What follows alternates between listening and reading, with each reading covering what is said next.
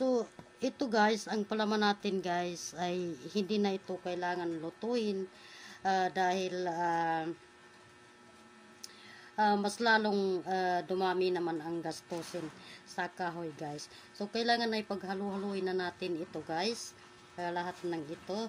Yung sayote at saka yung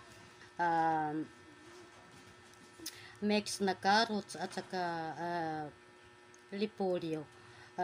Kasama na doon ang sayote guys. So, hindi na ito lulutuin guys dahil pag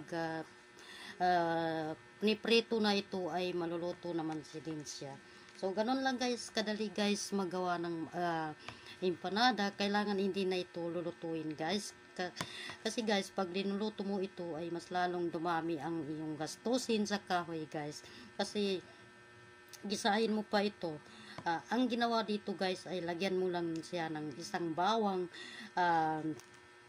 tapos lagyan siya ng mga paminta, lagyan siya ng asin. Yun lang guys, at saka kung may namnam ay yun ang ilalagay mo sa kanya guys.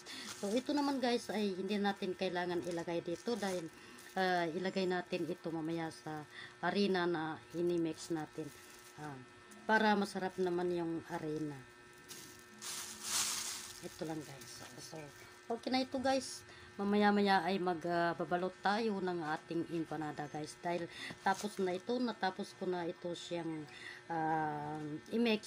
imikos-mikos lahat guys. So tapos na guys. Ang gagawin ko ngayon ay magkaroon ako ng harina.